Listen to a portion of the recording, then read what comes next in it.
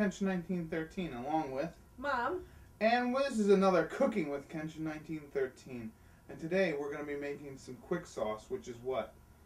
It's a shortcut alternative to the several hours of cooking that we did in for our regular pasta sauce. Correct. So this is just kind of like a quicker, well, not a quicker method, but it's a different method to make sauce.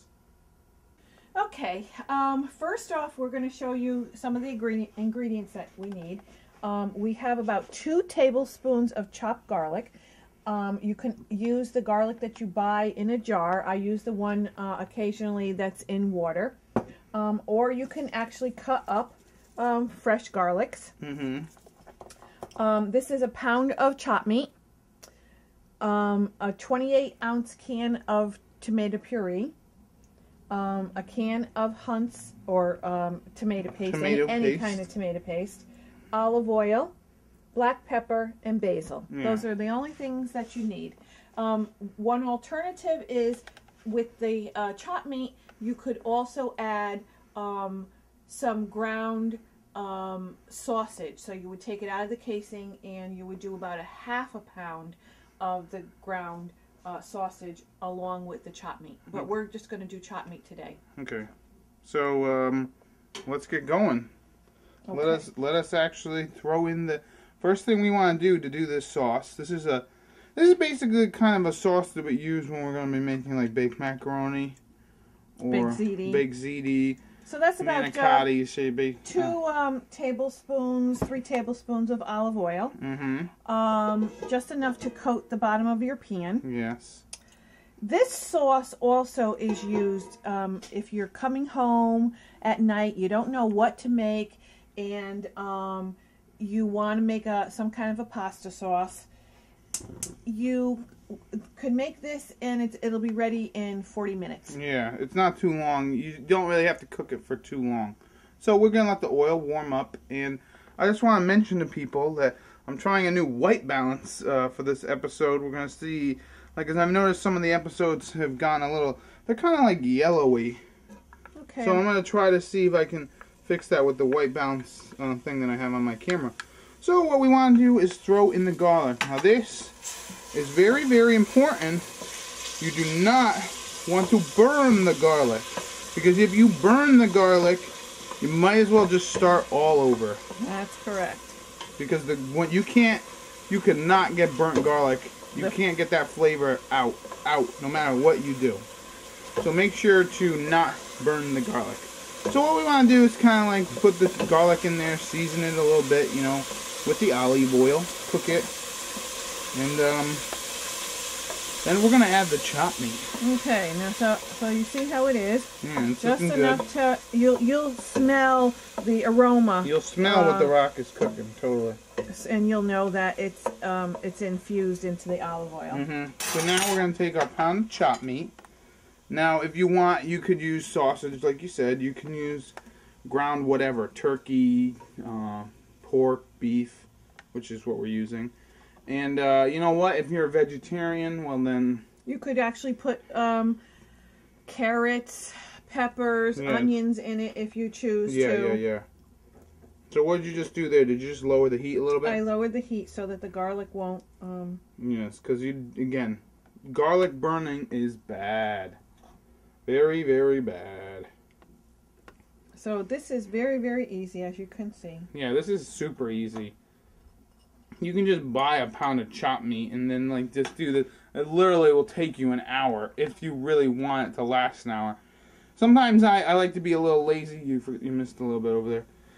Sometimes I like to be a little lazy and only let it cook for a ½ hour, which is fine. And there's not a lot, like, as soon as we're done cooking the meat and you're making sure that it's brown, all you really have to do is just let it get brown, and then like when we throw on the rest of the sauce ingredients, you know, you just kind of let it sit for about an hour, but you gotta have it on low. So, you know, if you're, I mean, the only thing quicker would be to open a jar of sauce from the store. Yeah, like a ragu or... Yeah, but as you can see, this is going to be very, very quick, and if you got an hour to make your dinner, between boiling your macaroni and everything else, you don't have to use jar sauce. You can make your own fresh macaroni sauce. Now this is now, like I was saying earlier, this is actually a sauce that we use quite a bit to, let's say we're having baked ziti, or we're making our own manicotti, which we'll be making an episode in a little while. Also like stuffed shells. Even lasagna, we make a huge pot of this kind of sauce, and then use it to... we definitely, with our lasagna, I do put in sausage. Yeah. So, but for this one, we're just gonna do meat. But I'll put in the ingredients in the description. I'll put optional. You can put a half-pound sausage, but then you take out the half-pound of. Right, and then when I'm making my lasagna, of course I'm doubling or tripling the recipe. Yeah, because we make 2 big lasagnas. Hell yeah. That is a delicious traditional. That's our traditional New Year's Day kind of meal. Dinner. Okay, as you can see, this is almost done. All the pink is almost all cooked out, and it renders a little bit. This is a leaner chopped meat, so there's not an awful lot of oil in it. So it's just a tiny bit more than what we started out with. Yeah, and you just kind of, you know, what my mom's doing here is like. Just constantly like mixing it up and mashing it. You don't have to do that. I mean, you do have to turn it every once in a while to get it brown, but you don't have to do this. But yeah. Okay, so this is done. All right, now that the meat is pretty much cooked, now we're going to add the tomato. We're going to add the tomato and you can also puree. use crushed tomatoes if you like it a little thicker and a little bit more chunky. The tomato puree. Or puree. And yeah, you just kind of mix it in. This sauce is so easy to make. It's unbelievable. Okay, now as you can see, quite a bit of sauce is left in your can. As I mentioned, there's always a little bit of residue of your tomato sauce in the can, so you want to get all that goodness out of there. I put a little bit of water and mix it up so that you have a little extra sauce to use in, or watery kind of, and that's going to cook down, so there's no problem with that. So here, as you can see, we probably have right here 2 jars worth of sauce that you would purchase in the store. Now to make it a little thicker, we add the paste. Tomato paste. And that thickens up your sauce. Yeah, so this is delicious.